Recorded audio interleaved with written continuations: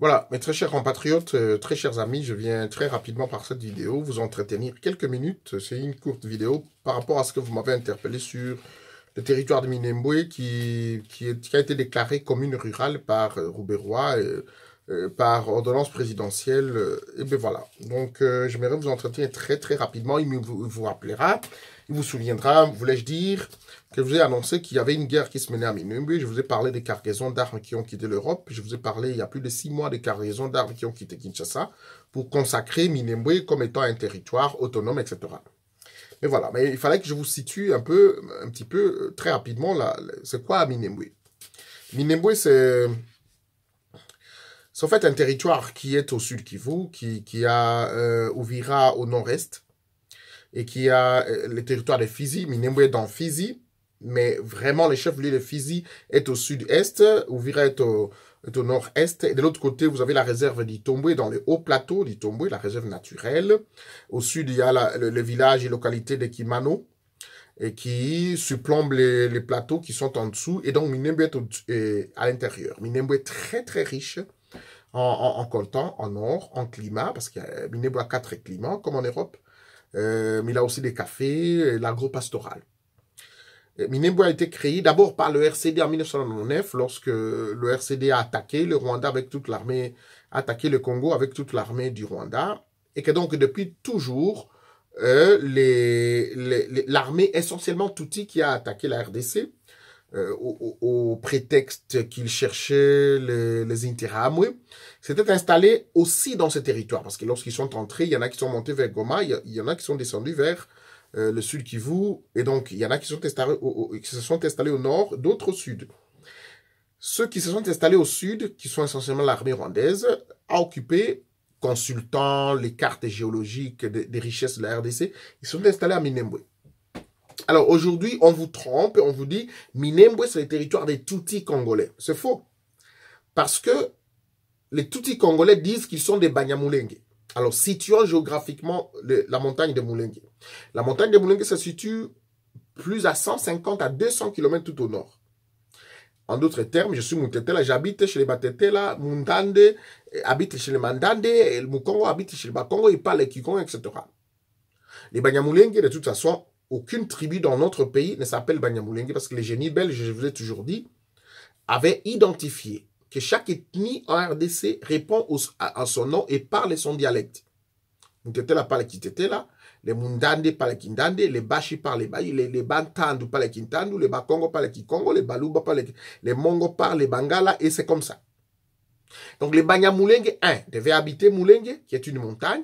2, ils devaient parler les Kilenge. Mais curieusement, ils parlaient le Kinyarwanda.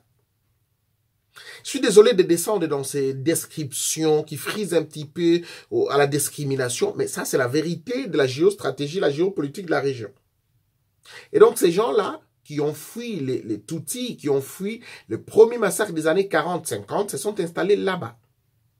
Et les Bafouliru, parce que les originaires du territoire des Fizi en général sont les Babembe, les Bafouliru, les Boari, qui sont originaires de ces grands territoires, allaient vendre leurs produits vivriers aux réfugiés rwandais qui habitaient la colline de Mulenge, à plus de 150 km de Minembwe.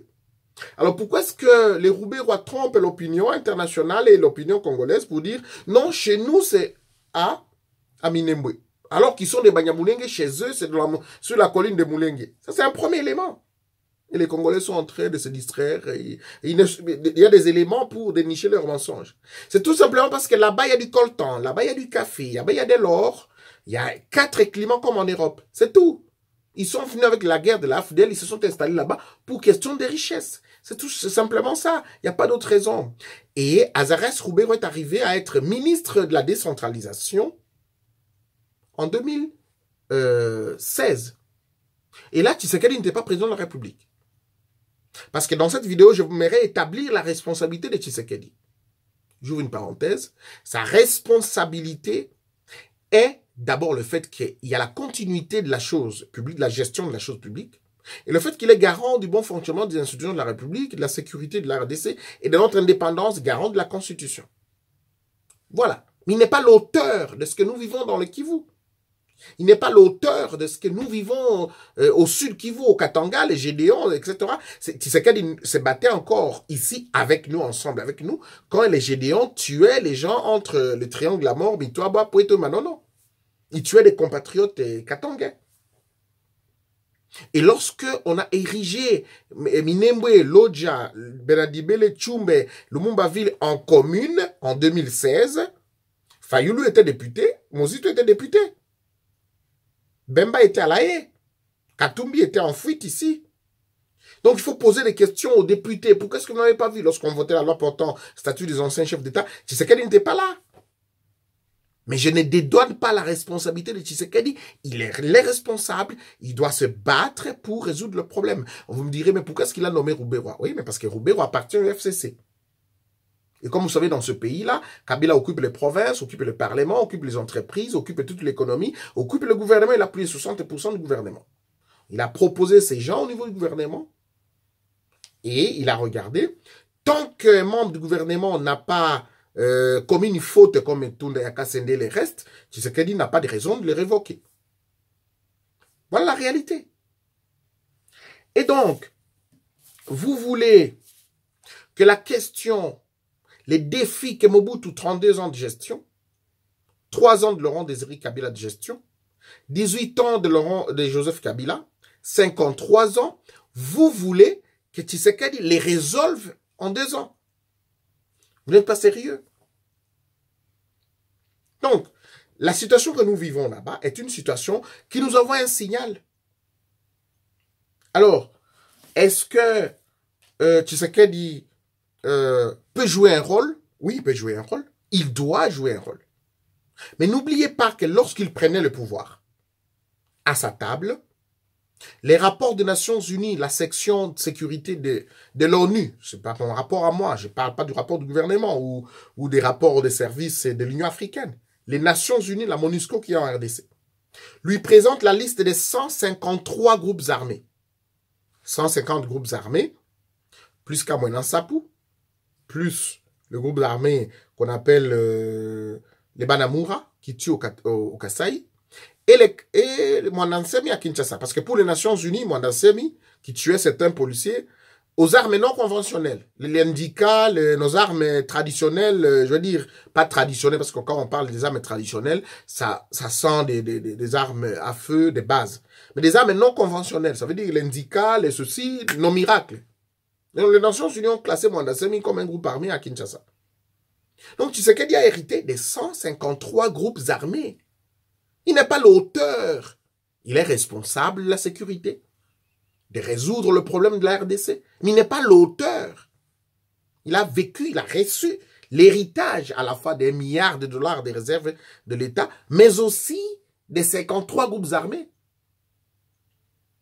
Mais aussi de l'économie congolaise bloquée entre les mains de plus de 80 entreprises de Joseph Kabila. C'est cela la réalité.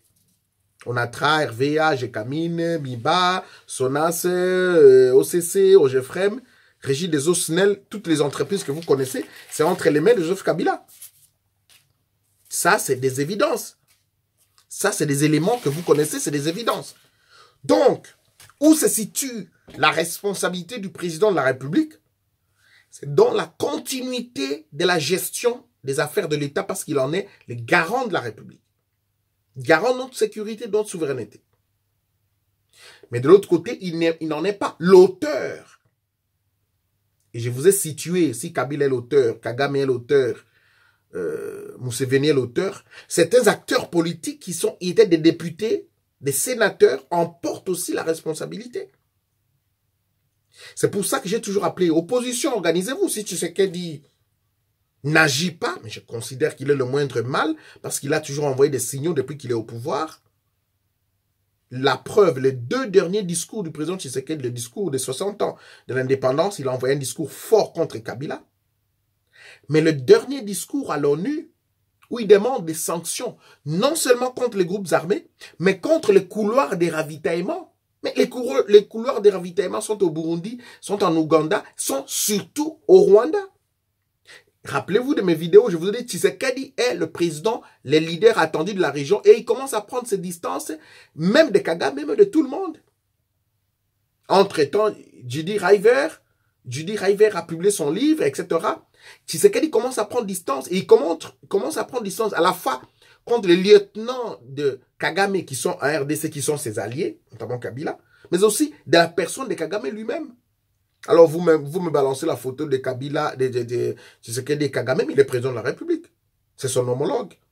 Comme Brazzavillois, comme Angolais, comme etc., comme ici en Europe. Il a rencontré Charles Michel, qui est le président de la Commission de l'Union européenne. C'est ses homologues. Donc, oui, soutenons le FRDC, soutenons le chef de l'État, parce que c'est avec lui le moindre mal que nous allons mettre hors d'état de nuire les Roubaix consorts. Un dernier élément, nous allons, tout Congolais va habiter Minembwe. Nous serons plus nombreux que eux.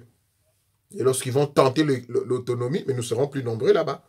Et nous verrons comment ils vont faire l'autonomie. Mesdames, messieurs, merci infiniment. Rendez-vous au prochain numéro. Au revoir.